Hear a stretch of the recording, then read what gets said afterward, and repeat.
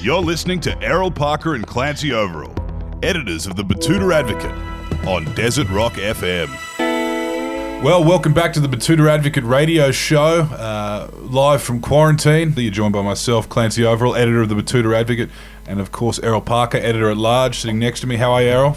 Always good, mate. Always good to get back in the booth with you, the only person in Betoota who apparently doesn't have coronavirus right now. Yeah, you know, Betoota Grove is a popular kind of place for a lot of people who enjoy going on cruises. So that's actually come as a great detriment to our community. But we're getting past it. Only a few active cases left, and they're all in quarantine. Another bloke that's in quarantine, another proud Queenslander currently based in Brisbane, is today's guest, Jesse the Monstar Williams. How are you, Balla? How you doing? Doing pretty good. Yeah, we're doing all right. You're based back in Brisbane. You've lived all around the States, been around the world. You're currently based in Brisbane, and you're running gyms and consulting, right? Yeah, well, I do a bunch. Yeah, I'm here for a little bit. I'm sort of just chilling. Obviously, quarantine did a good job of stopping all travel for me, which was disappointing. Yeah. But I do a bunch, man. I do a lot of consulting around. I was doing a lot of coaching and stuff. Sort of stopped doing a lot of that. Lucky enough, good timing before the quarantine stuff started, which was good. Sort of moved towards some other passions of mine. Obviously, I do a lot of photography, and I've done that for many years.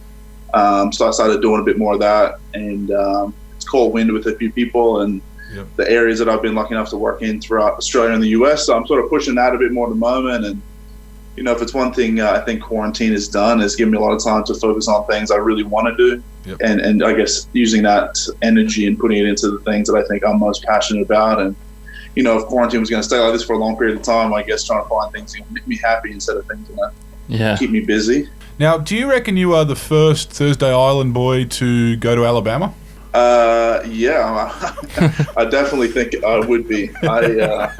I think before I went, I don't know many people from Thursday Island or Indigenous people. Most Australians don't really know anything about Alabama besides the movie with Reese Witherspoon or Forrest Gump, which are great representations, especially Forrest Gump. But yeah, I definitely think I'd be up there, at least top 3.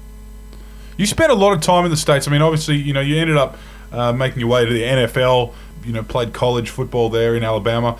We'll get into how you got into all that a bit later in the interview, but you obviously spent so much time there that from such a young age that it kind of affected your accent. How was the culture kind of clash arriving there? I mean, you spent most of your life in Brisbane, Cannon Hill boy. Yeah, it was it was tough at the start. I'm Indigenous boy, born and raised in Brisbane. I've been through those whole circles. I lived on the south side of Brisbane my whole life. I think going straight over there at the 17, 18, and I was there probably 10, almost 11 years straight. I would come back sparingly, maybe weeks at a time, and I was in places where accent, I guess, communication barriers had to be jumped somehow. From Arizona to Alabama to Seattle, especially in the South, communicating, if anyone's ever been to the South, understanding some of the people down there is pretty tough, as well as them trying to understand me, let alone be on the football field, and I have to yell things out, and then I got a bunch of dudes looking at me like, well, I'm speaking Spanish. So yeah, it definitely, people always say that. I think that's the first thing they say, oh, you got an accent. I was like, yeah, I mean, if you sort of lived anywhere for 10 years, you sort of have to. Yeah. I think if you move to Toowoomba or something, you'd pick up some sort of accent as well. If you were there 10 years, mine's not too bad. It depends, I think, how heated I get. When I go and speak around and do stuff, I think I get pretty in the moment. I'm sort of having Vietnam flashbacks for football. Alabama flashbacks. I'm pretty into it and stuff. So I think it comes out a bit stronger then. But most of the time, it's pretty relaxed. I think I've traveled so many places, I couldn't pinpoint what the hell I sound like most of the time. I really don't think my accent's changed at all until I get on the flight from LA back to Australia and I hear the stewardess or something like that, and I'm just like, whoa, you sound like you're out of a movie from Australia, and I don't like it. Super strong, but most of the time, I don't really pick it up. Can you go back to the start? I'm really interested to hear what the pathway is from, playing a bit of park rugby in Capalaba to ending up playing American football. How did that transition start? Did you have a passing interest in it growing up, or? Honestly, no. The only thing I ever saw was like every other show would be like, Remember the Titans? Friday Night Lights, Yeah. the Titans, and I'm like, oh, this is wild. Basketball's my main sport. I played that my whole life. My whole family plays that. And I had a few friends that were playing basketball with me that went to school with Cameron and Brisbane. Obviously they noticed my girlish figure growing throughout high school, and they were like, hey, you got to come down and play football. And I was like, play gridiron. I was like, my mum doesn't even want me to play rugby league. I don't know if she's going to let me, let alone have the money, and then let me play gridiron. Buy all the gear, Yeah. Yeah, I'm watching the movies like, at the time I was like on dial-up internet watching the Dallas Cowboys defense, and I was like, man, I don't know if this is for me. But I went down there, I was like, all right, I get to, go hit people, not get in trouble. I was like, this sounds like right up my alley. So I go down there and started playing a little bit, fell in love with it, purely just from like the aggression side and my skill set match. I was a big kid. Like I was this size when I was like 16, but I could run. And I was getting too tired trying to run playing basketball, being 130, 135 at the age of 16. I was like, man, my shins are not taking the hard court no more. I was like, oh, I'll play football. It actually picked up quite rapidly. I was lucky enough to play the first year. I played really well. Obviously, I was just playing against little kids, essentially. And I was just crushing kids. Breaking arms. I was knocking kids out, a bunch of different things. And then I actually got the opportunity to play for Queensland, which was huge, and a few college scouts saw me there. And then I played for Australia against New Zealand down the AIS. That would have been tough. That again. Yeah, that would have been tough with the Samoan influence as well. In they New were big, man. Yeah. Like the quarterback for New Zealand was like the same size as me. Yeah. So I was like, this can't be good. And on our Aussie team, it wasn't a lot of size. There might have been like 3 or 4 of us that were like over like 115 kilos. I went out there and I balled out. I think I had some stupid stats. I was like playing with a 99 character on Madden. Yeah. I was like blocking every kick. I was like doing everything. So one of the guys from Arizona Western College, Jerry Dominguez, defensive coordinator, he came out and was like a guest coach at this camp for Australia. Low key, I think they were just looking for punters. Yeah. As most American teams do. And then they just stumbled upon me and they were like, who's this kid? Like I was already, covered in tattoos. I was like 17. I was like super aggressive, had like super like thick mohawk. I honestly looked like I didn't give any fucks about anything. So I was like playing middle linebacker, and he sort of gave me the heads up that, I'm doing pretty well. I have the body shape. Obviously I'm playing well enough. He thinks I could have an impact in the US. And at this point in time, I was like, yeah, it's sort of like not a fairy tale, but it's like unknown. Like at this time, 10 or so years ago, 11 years ago, if someone said, oh, you can try and make it to the NFL, like, and much of the reports that we got back as well when I started saying that, it was like, this is crazy. This is impossible. No one has done this ever. So it was just like, all right, well, I'll play with the idea a little bit. And I remember I went back to my family, who obviously know nothing about anything to do with football, about America, anything. I'm going to try and go to this school and see what I can do, and then, maybe try and go play in the NFL. What a lot of people don't know is that junior college, Arizona Western, they actually didn't give me a scholarship to go over. Right. I actually had to work 3 jobs and with my parents to pay for the first semester, which was like $9,000 US or something for That's a lot of Benjamins. For the spring and the fall. Yeah. And we actually decided, and we got enough money together, we paid for it. And then I had like $275, a duffel bag. And then I had Jerry Dominguez and his phone number written in my passport. And then I left. Wow. My family had no clue. Never been anywhere. I didn't go with anyone. You went overseas with $275. Years later, yeah. So I just left. I look back at it now and I was like, yo, that was wild. But I remember getting to the airport in LA and I was like, this is a movie. Like I don't even know. I couldn't tell you where Arizona geographically was on the map, and I'm supposed to get there. And so I get on this, and Yuma, Arizona is like the butthole of America. It's the worst place. It's like so hot. It's just nothing but like a lot of farming. This one tiny school. It's like nothing. It's like one mall. Breaking Bad.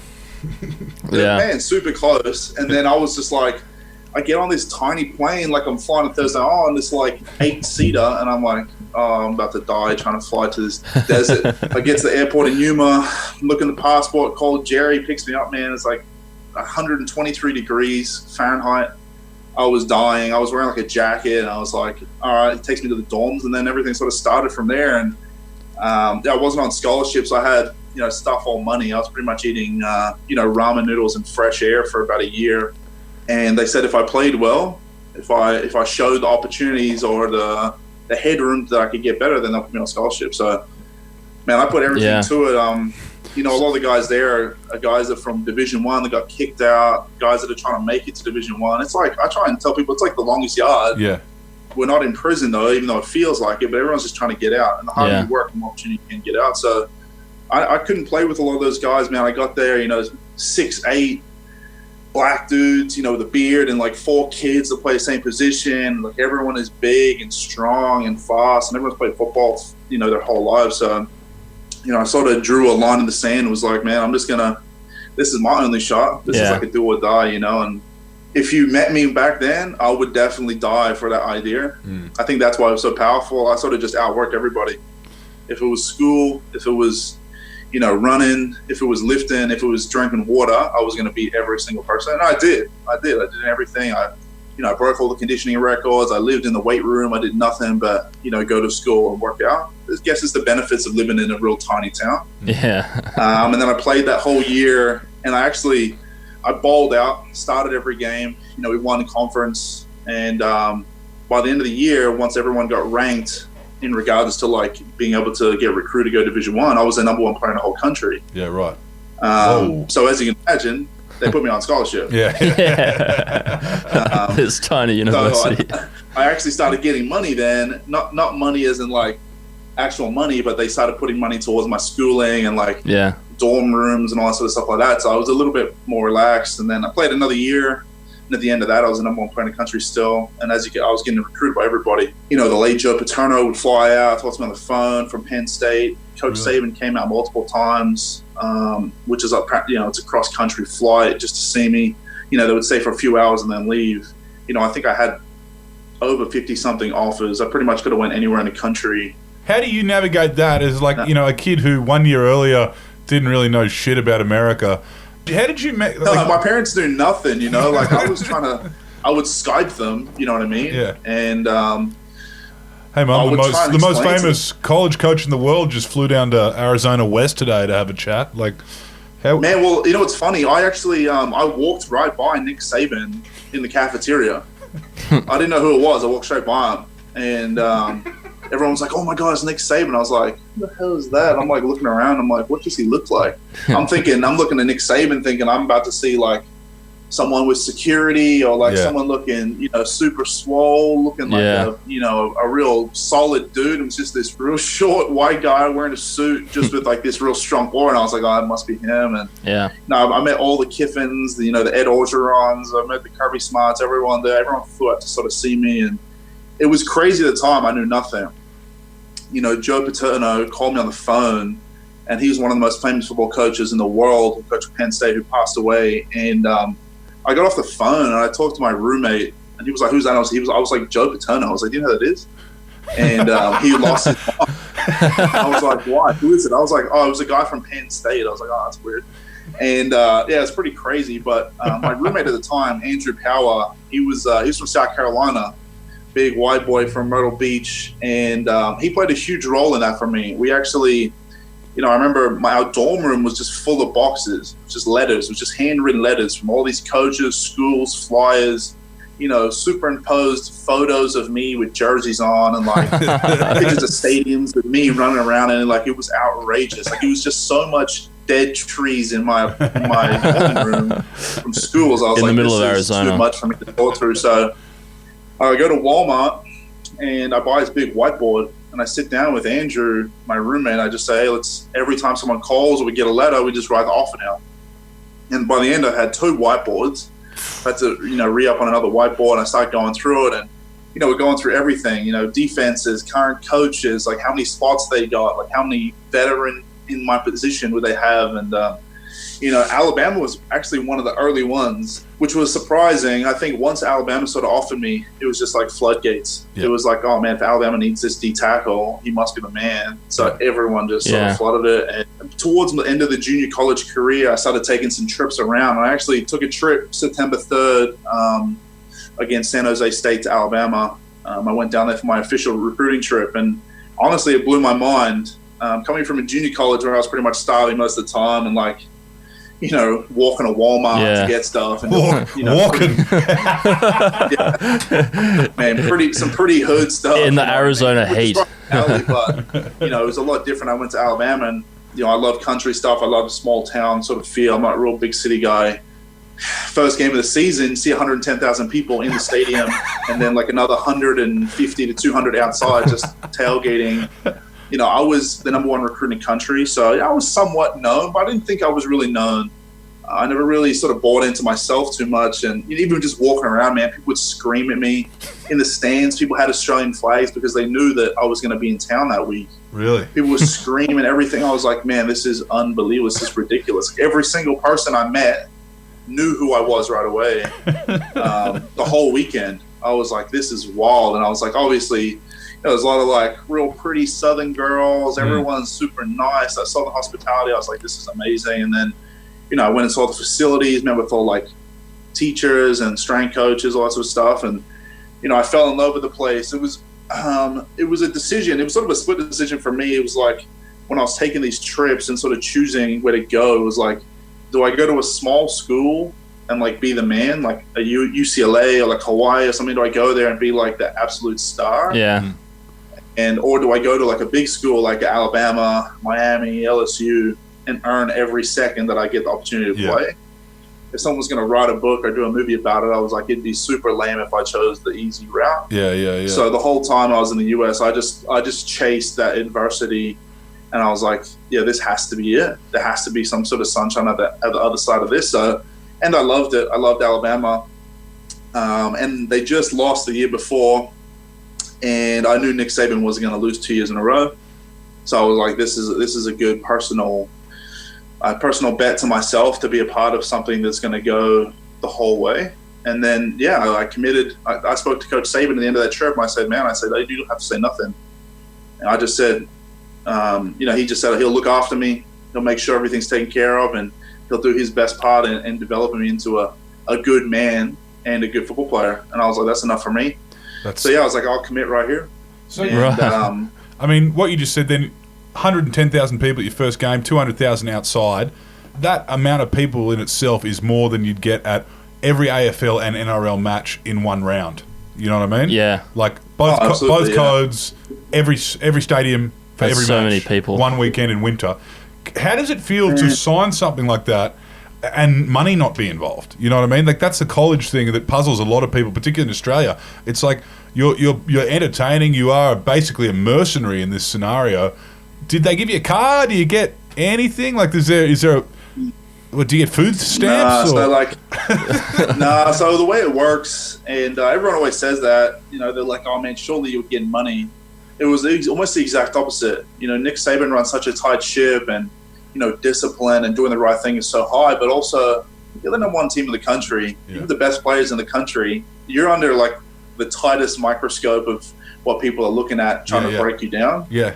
But it was wild, man. Like, I've been to a few Broncos games, been to State of Origin. I feel like I haven't been to many AFL games, but it's just not the same. No. You walk into Bryant-Denny Stadium with 110,000, everyone is screaming. You know what I mean? Like, if I go to Suncorp, I can yell, and on the other side, I reckon I can hear something if they scream real loud. At Alabama, I couldn't scream as loud as I can and hear myself. Yeah, right. And we had to play and do all that sort of stuff, and it was just pure love. Like, you could feel from the fans, and like, obviously the fan base is very, very traditional, and it's a way of life down there. Yeah. But it's crazy, man. I couldn't, as a 20-something-year-old, from 18 to 22-year-old, to be around such, tradition and what it means, like how crazy people are. Like, man, people kill each other over a score of Alabama games, man. Like, people like, if you're from the state of Alabama, or you go from the area where the University of Alabama is, not Auburn University and you disagree with any other people about Alabama, like it's on from the jump. You know, if you come in and you're like USC's better, like you expect to get punched or someone's going to throw a beer can at your head. Yeah. You know what I mean? Like there's traditions, man. If Sweet Home Alabama plays and people aren't dancing on the table, something's wrong. Yeah. And it's just, I think it's so like, I guess raised into everyone. Where here it's like, you know, people from like New South Wales will come up and they're like, oh, I'm a Broncos fan now because I live here and all that stuff. Sure. Like, that happened in Alabama, man, you better go ahead and move right back to where you come from. It's just much more serious. And obviously, recruiting is this multi-billion-dollar business, you know what I mean? And it was tough, honestly. What were you living off then? You know, you could. We get free. We have cafeteria, everything. You know, we're sponsored by Nike, so we get the whole fit up, everything. You know, a lot of the rules around that is, you know, if one person gets it, everyone has to get it. So we all have got a bunch of good stuff. Being, the number one school in the country. Obviously, you get a degree for free, which is a lot more than most professional organizations in Australia offer. And obviously, the Alumni Association is just super strong. They take care of you. There's so much more that goes into it, but it is a big part of tradition, and it's a big process, especially in football, of that lineage to be a part of, you know, great places and play for, you know, people would pay money to play at the University of Alabama. You know what I mean? All I had to do was just show up because I was good. But can you tell us, like, so you're getting fed, you're getting dressed. Like, you know, you could have had $200 in your bank account that whole season. Is that kind of how it is? I mean, you're definitely not making money. Pretty much. Like, you can pretty much live for free. Like you could either live on campus and you get like a small amount of money, and that was for like random things, like if you had like a phone or car or whatever. If you lived off campus, it was a bit more. Obviously, you had to pay rent and all that sort of stuff. But it was nothing. Man, I think if I think back now, it's way more. It was like for me, maybe like $500 a fortnight, and then like, you know, it's crazy. I think back and I'm like getting $500 a fortnight. I'm watching myself on ESPN. You know, I'm like looking at Sports Illustrated. I'm like doing all these media things, stuff like that. So it's pretty crazy. But you know, it's going to change. That is changing now. I'm hoping they back pay.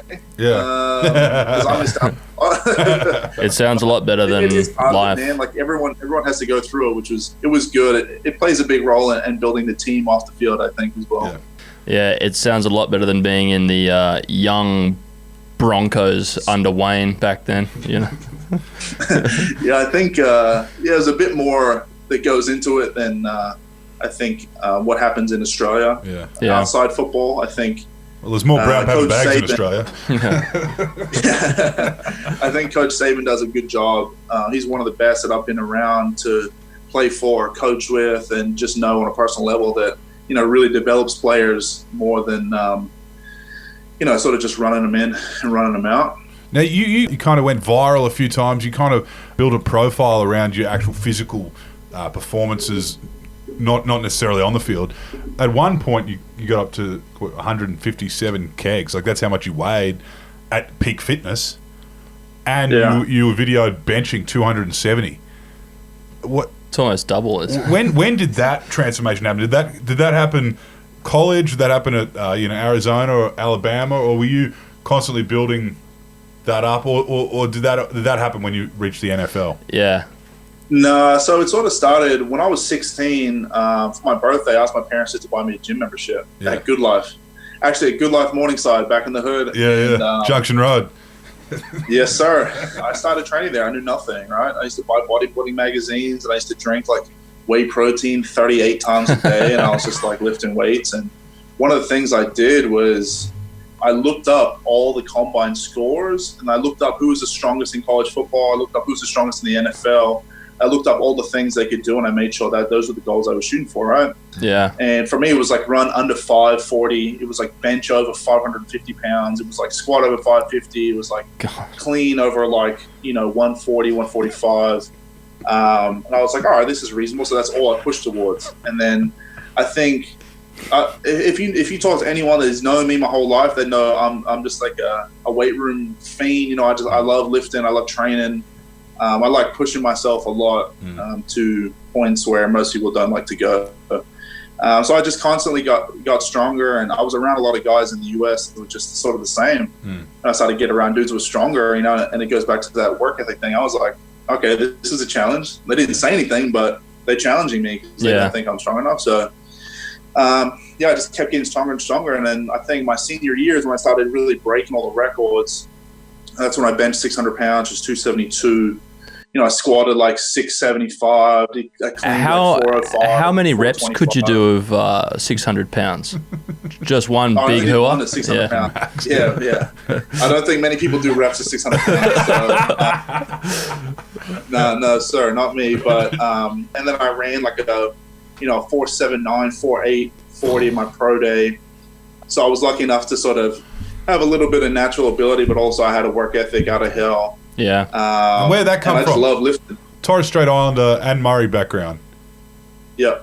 So was sport in the family? I mean, obviously American football wasn't. Where did the?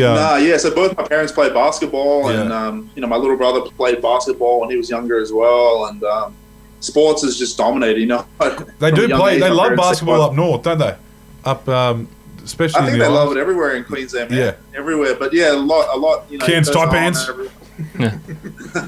Everyone that trickles down obviously is playing basketball, and you don't need a lot of equipment. You know what I'm saying? Yeah.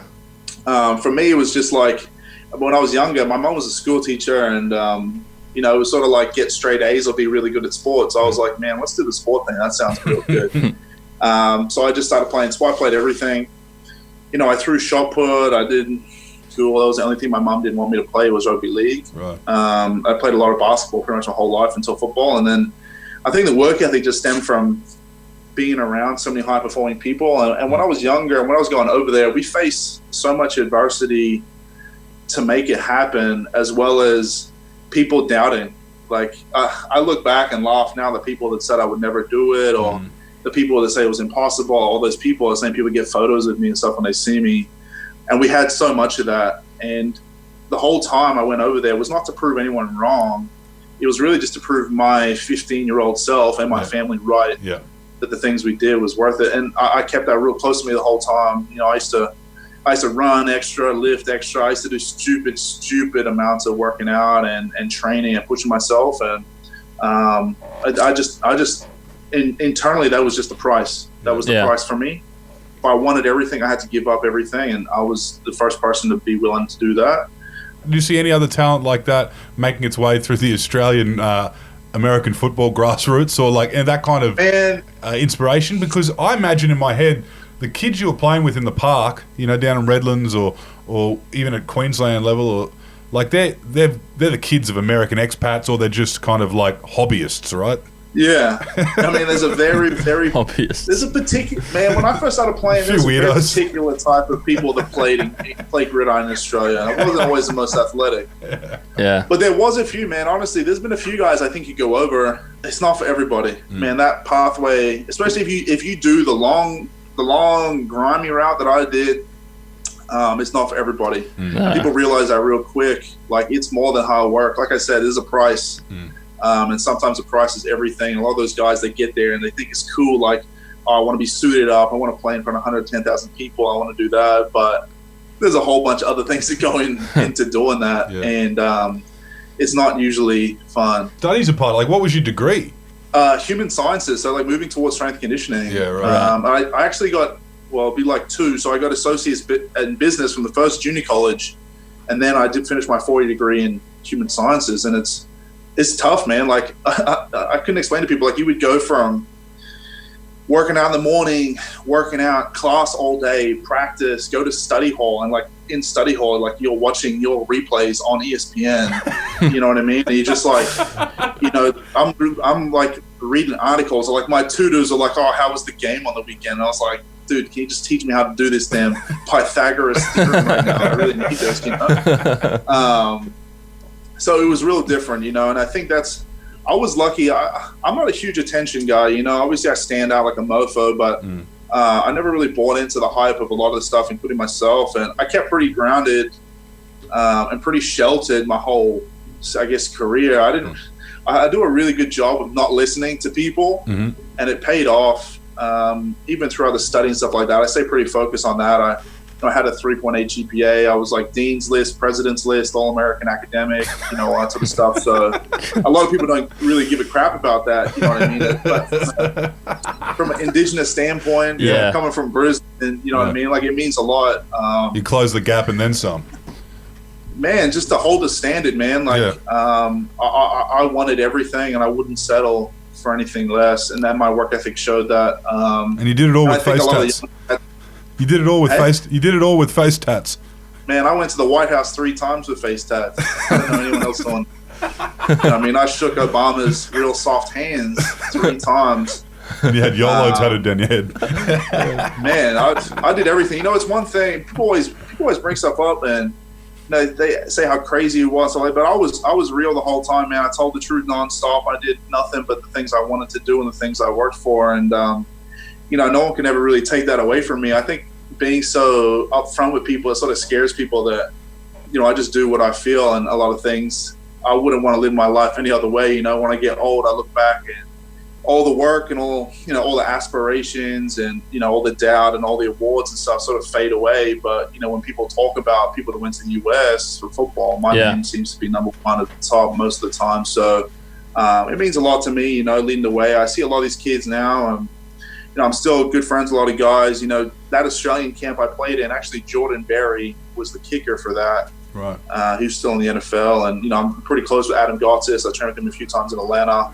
Brad Wing, I haven't met him personally, but he was obviously over there at the time, and we were part of that crew. I chopped the leaves, I chopped the trees down to create the path a lot of these kids are walking on. Yep.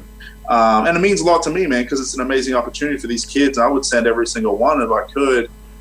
I just think it's too much of a blessing not go over. I went over like from having nothing to having 2 degrees and being able to do all the things, and I traveled the world. I've been to the White House. I've met everybody. I had dinner with Pharrell. I've done all these crazy things, man. Yeah. And I'm just this young Indigenous kid from Morningside. So you got 2 degrees. You got to meet all those people. Can you tell us a little bit about how it felt to finally make money out of all this shit? Like, what happened there? You went into a draft.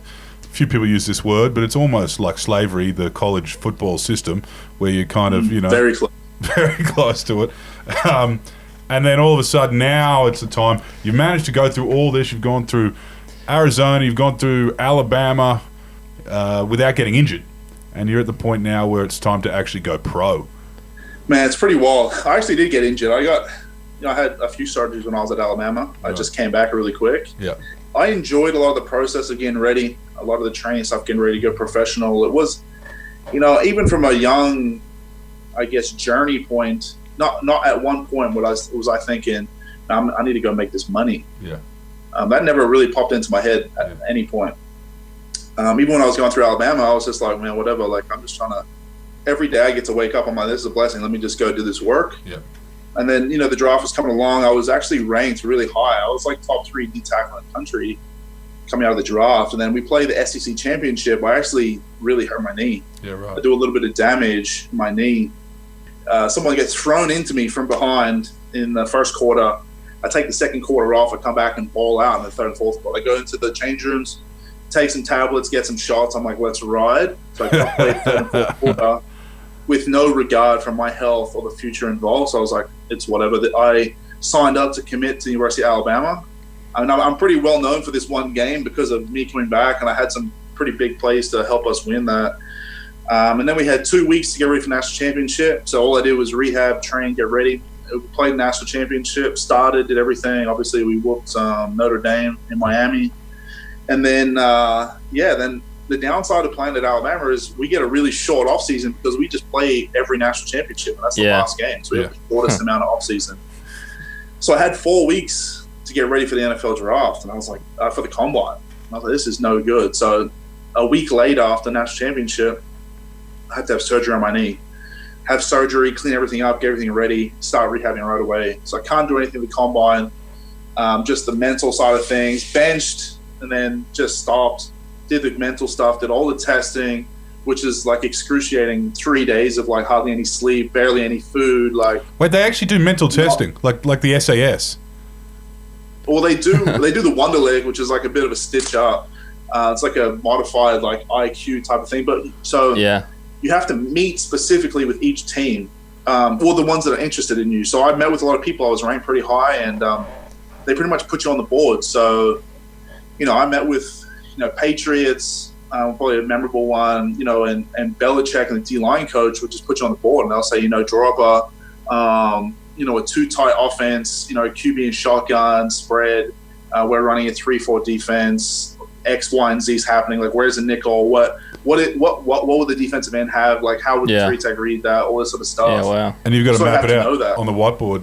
Yeah, that was an upside of playing Alabama. I know football now. Yeah. So I knew a lot of those things that we had to do, and then a lot of the other ones is like general questions. Like I remember going into speaking to Tom Coughlin from the Giants, and if you know Tom Coughlin, he's an older gentleman, clean cut. I guess conservative would be one of the words. Yeah. And I remember him sitting down, and there was probably like 15 guys in the room. I'm sitting down, and I think I was wearing a tank top and some sweatpants. And he came up to me and sat down next to me. And he was like, "Tell me a little bit about yourself." And I sort of gave him a little spiel, and he was like looking at me real closely. And he was like, "So how many of these tattoos are gang related?" I was like, "Gang related?" I'm from Australia, man. I'm like, "Nah," I'm like, "These are like some traditional ones. This is just part of my life." And he just kept harping on gang related things. And I was like, this dude is like trying to pin me as like a gangbanger or something. I'm like, dude, I just graduated from college. Like I don't gangbang.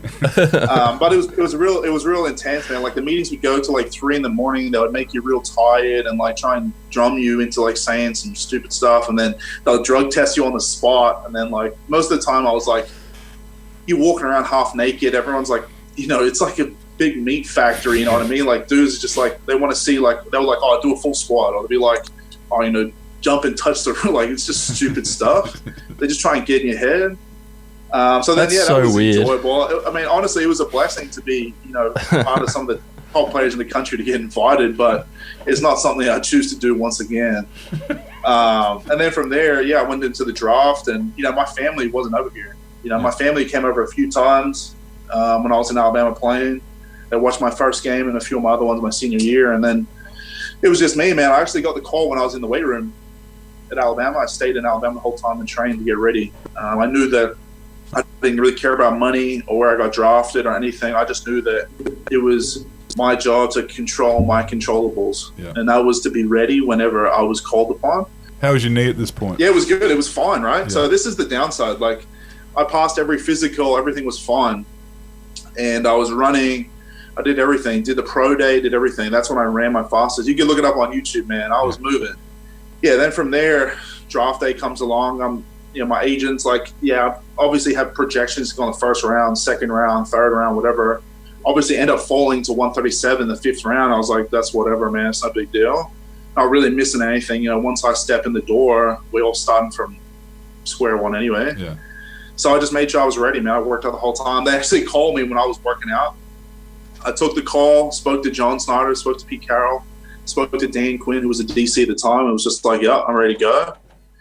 And then kept working out. And then went and did my business. And that's how I've been the whole time, man. I did nothing. I'm just a hardworking dude. And that's what I showed when I was there. And so what was it like going from like a university environment where the focus is really on you and your education to going into like the belly of a real big sports organization where your whole job is just to play football? You live and breathe it. Seattle. What was the transition like? Honestly, this is a funny story, but it was way easier. Mm-hmm. Playing at Alabama, playing with Coach Saban, and the system and the discipline and the standard that is held at the University of Alabama is unrivaled. It's unparalleled to anywhere I've been. And I keep that very close to me to this day. I'm still very disciplined, and I'm blessed to have some of the lessons and learn firsthand from Coach Saban. When I actually got to Seattle, it was the exact opposite. Coach Carroll's amazing coach. Dan Quinn, amazing coach. But the scene, the environment, the culture, it was black and white. So I get to the first team meeting, and there was music playing. There was a basketball hoop. Like dudes were shooting around, and like people was making a lot of noise. And I was just sitting there. I was like, my hands on my knees, like I was getting school photos. I was like, Yeah. I said, this is a trap. I said, they're trying to get me. They're going to try and trick me. I said, this ain't the NFL. Like, these dudes aren't taking this seriously. I said, this can't be real. And I was like that for a week. And then Coach Cal came up to me. He's like, why are you so uptight?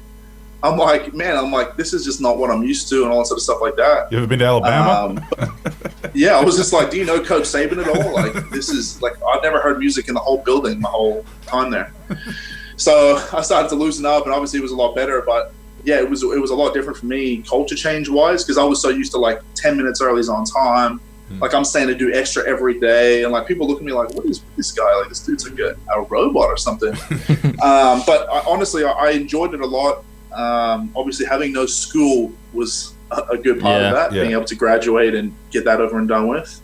But there is a lot of pressures that go along with that, you know, and it's costly. You know, you get a lot of money, and you actually have to pay for a lot of things. And like, you know, I'm paying this lady $200 some, you know, almost every second day to come stretch me out of my house before I go to practice. You know, and I'm spending a lot of time pretty much just putting into my body and doing everything from blood tests to people making my food. I'm like taking all these crazy, I'm not really supplements, but I'm sort of, I'm getting tested so much. Everything has to be clean, and I'm getting this from this company and this from this company. And I'm like watching my weight and doing all these things.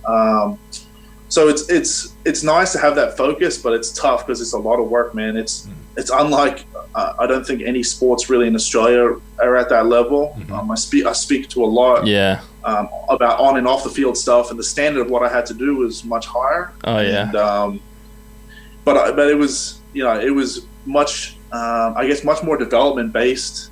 So I got better a lot quicker. I felt a lot better, and obviously, you know, a big part of playing the NFL is winning.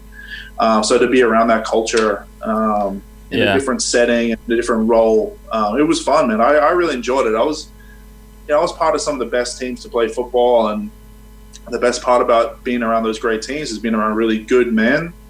And like I said earlier, I'd rather be a good man than a great football player. And I was lucky enough to be around a lot of guys that did both really well. And I got to learn and associate myself with those guys. And it was a blessing, man. Like, not just the coaches, but the players as well. A lot of professionals, a lot of how to do things, and a lot of how not to do things as well. But I enjoyed it a lot. Mainly the schooling was less time consuming, so I had a lot more free time. Can you tell us a little bit? The NFL recently has been pretty, harshly criticised for player welfare. As someone who kind of experienced, injuries due to your job, and then, of course, you were diagnosed with cancer a bit later. How did you feel that you were kind of looked after? How do you feel like the institution responded to you, to your welfare? Yeah, it was different. Like, once I had the first 2 knee injuries, which were like out of the blue accidents, had nothing to do with anything I was doing, just bad timing and just sport in general. Those weren't things I had any negative energy towards. Seattle knew, when I was healthy, I was balling, man. I was playing really well. Every time I was practicing and moving around well, any other person that would have hurt their knee once, they would have got cut right away. But they kept me there 3 years because every time I was healthy, I was at a level that was what they wanted. But Seattle did a great job, man. Like, even through the knee injuries, the rehab, training staff at Alabama, at Seattle were amazing. And then obviously to the end point of having cancer and sort of going through that whole process essentially with them. They did everything they possibly could. I don't have a bad thing to say about any of that. Obviously, I'm a huge believer of, like I said earlier, the price is what it is. I signed up for all of that. Obviously, I didn't sign up for cancer, but I got a little extra punch on my ticket. I was happy to ride that out. You know what I mean? People always ask me, do I wish I would change things, or would I have done? I was at the strong all 3 times I got serious injuries. I was at my absolute peak. You probably could have hit me with a damn truck and I would be fine. But it was just like the consequences of the situation that sort of put me in a bad position. I think I had a good pathway. I don't think everyone has that same pathway in the NFL. It's very cutthroat. It's not for everybody. There's a lot of not politics, but there's a lot of things you have to do to be involved in certain things. But in the end, it's an extremely tight-knit brotherhood that everyone looks after each other. Still to this day, I'm very well connected throughout a lot, all the way up to the president of the Players Association. in Eric Winston in the NFL. But yeah, I don't have a bad thing to say about any of that compared to a lot of the other professional organizations that I've been around enough to work with. Well, there seems to be two ways for Australians to get into the NFL, and that is to grind it out your way, like you and Colin Scotts, all those guys, you know, just grinding it out, going into college, working your way up, or you just wake up in the morning and you decide you want to go and play for San Francisco. How does it make you feel when, you know, having gone through all your entire journey, and then you've got people who turn around and say they want to play in the NFL just off the bat? From, you know... Yeah, man. After 6 seasons in rugby league. Yeah, it's real interesting, man. I'm not a huge fan of it. Like, I'm a huge fan of people following your dreams and that sort of stuff, but I do believe there is a process towards achieving some of them. To the guys that have gone over, like, I'm sure it's been an amazing experience for them, and I think that they sort of got a real quick adjustment to what the different standards are to the NFL compared to other organizations on and off the field. Like I said earlier, playing football outside being a punter, don't get me wrong, you know, like guys like Nathan Chapman down a pro kick and stuff, sending dudes to college, amazing. I love it. Great opportunity. But dudes who just want to jump, skip the line, not a huge fan for two reasons. Obviously, it's super unrealistic. When I try and tell kids, I'm like, yo, go over, follow your dreams. I'm telling, follow me, go get a degree, meet people, you know, discover what you want to do in your life, and play football is the price. That's a great opportunity. But like trying to get these people, I get messages all the time, the amount of professional AFL players, professional rugby league players, rugby union now, that message me like, hey, do you know anywhere I can go over and do? I'm like, no, I don't know. You can't code hop to NFL, mate. Yeah, I'm like, if I did, I would have started a stupid business like all the other people trying to do it and take professional guys over it. Yeah. Not that I never would do that. But I'm not a huge fan of it. Just purely because it makes it unrealistic for a lot of people. It sends the wrong message. Yeah. As well as it really hurts Australians that are over there in the NFL. You know how many times, like me, Adam Gotsis, Jordan Berry, Brad, we were over there. I was there 3 years until Jared Hayne came over. I was actually more. I was in the NFL for a few years, and all these guys started to come over, and I was like, a lot of the guys that were there already Australian, like we were getting slammed by, you know, jokes, people talking crap the whole time about all these other Australians coming over, and I'm like, it's sort of like coming at a different angle here. You know what I mean? Like he's making us sort of look bad, and we've been here. I'm a huge fan of dudes trying to follow their dreams and do that, but I just think that pathway for the guys that have previously done it, you know, like Val and stuff like that, you know, there is a lick of opportunity there, very, very small opportunity, and everyone's, you know, like, yeah, these guys are super athletes. I could go to Walmart and find guys that have played more football and are just as athletic. You know, the population is too much to raise so many people. I just think with guys with huge amounts of hype that want to push the hype over there and do stuff, at least, you know, take a path or take an avenue where I might be able to teach other people. Yeah.